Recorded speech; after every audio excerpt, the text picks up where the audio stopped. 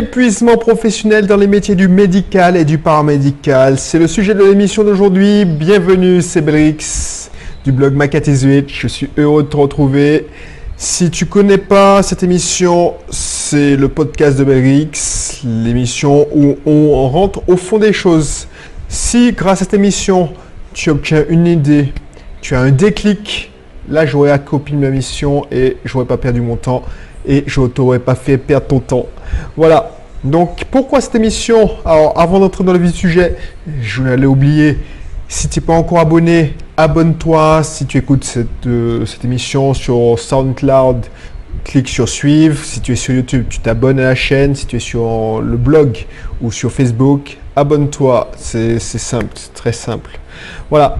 Donc, pourquoi cette émission? Parce que je connais de plus en plus de psychomotriciens libéraux, d'infirmières ou kinés qui sont en libéral, des kinés en libéral, qui font des burn-out. Alors, je ne parle pas de ceux qui font des contrats de collaboration ou qui font des contrats de remplacement, qui viennent ici aux Antilles se dorer la pilule 1 à 2 ans, qui vont à la plage, on les voit à la plage tout le temps en fait, qui profitent bien du pays. Ça, c'est des gens qui ont tout compris à la vie, c'est cool, mais je parle de ceux qui sont propriétaires de leur cabinet, qui sont titulaires, qui sont en activité libérale, qui sont en métropole, ou même ici en Martinique, je les vois, les Martiniquais par exemple, ou ceux qui font ça, mais c'est dans une ambiance, j'ai pas envie de dire sérieux, parce que ceux qui font ça 1 ou 2 ans en collaboration, qui font leur boulot sérieusement,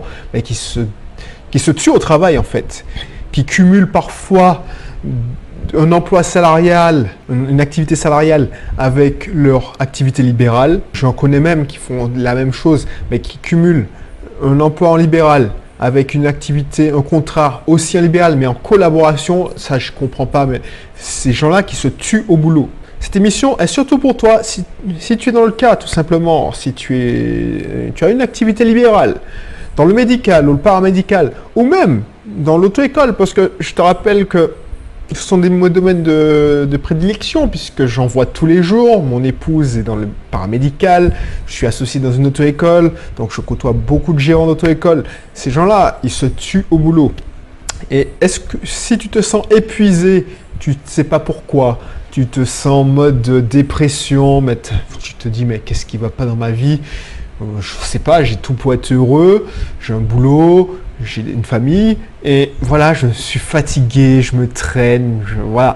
Tu sens que tu as une fatigue qui est latente. Demande-toi pourquoi.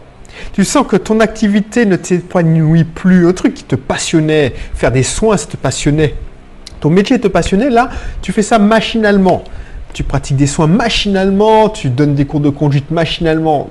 Demande-toi si c'est parce que tu n'es pas en train de faire un épuisement professionnel.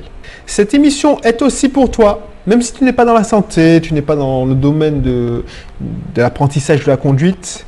Si pendant les rares jours de repos que tu as, tu te reposes, tu dis moi je fais une grasse matinée.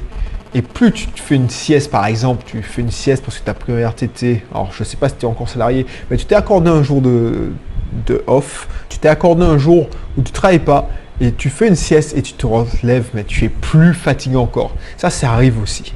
Et tu vois, je te demande, pose-toi la question, est-ce que tu aimerais avoir plus de temps libre? Qu'est-ce que tu ferais avec plus de temps libre?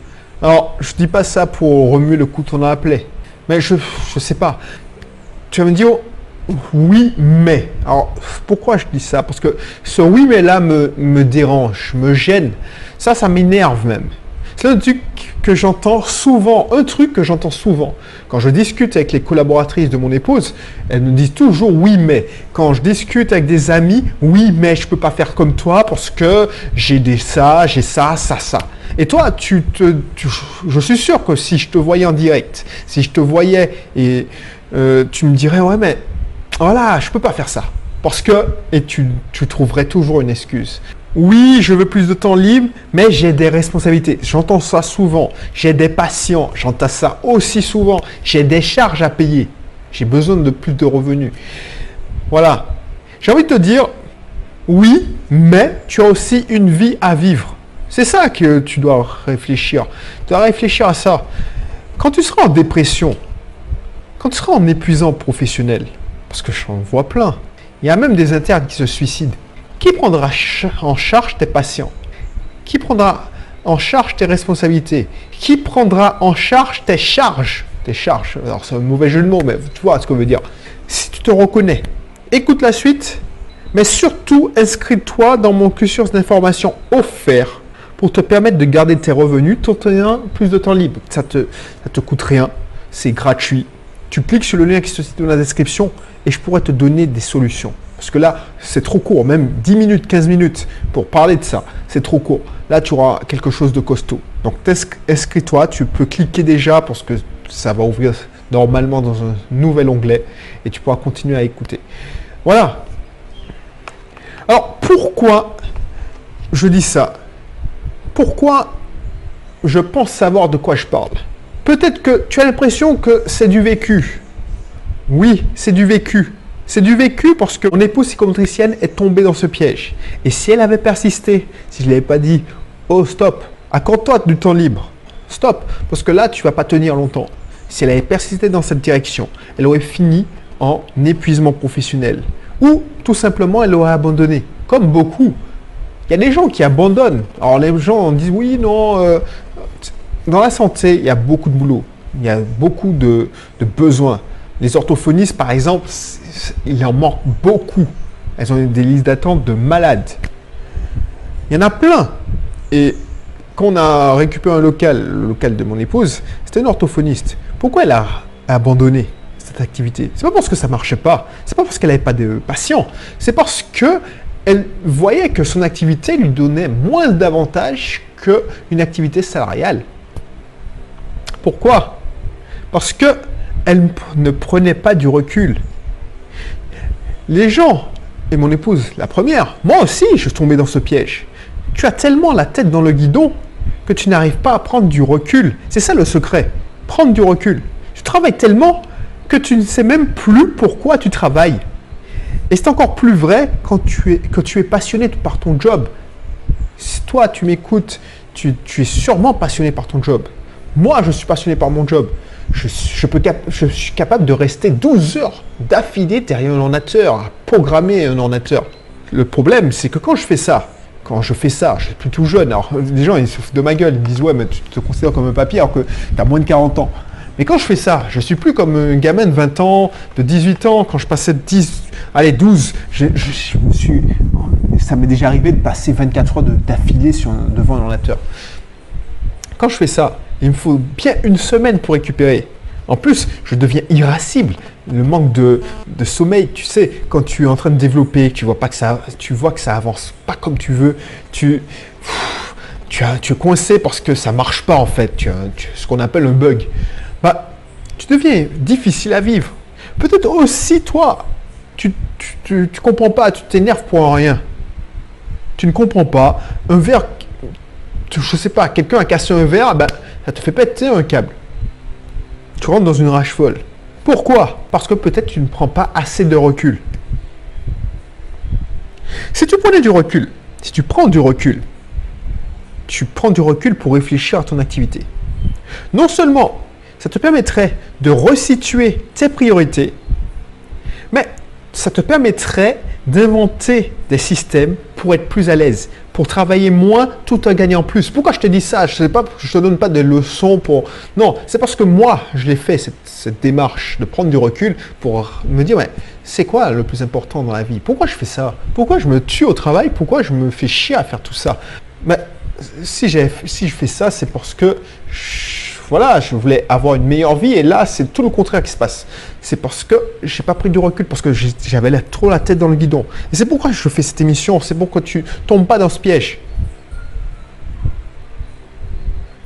Et si tu me dis, oui, mais c'est impossible, parce que j'aime pas ce oui, mais, tu sais ce que tu fais. Tu t'inscris, tu cliques sur le lien qui se situe dans la description.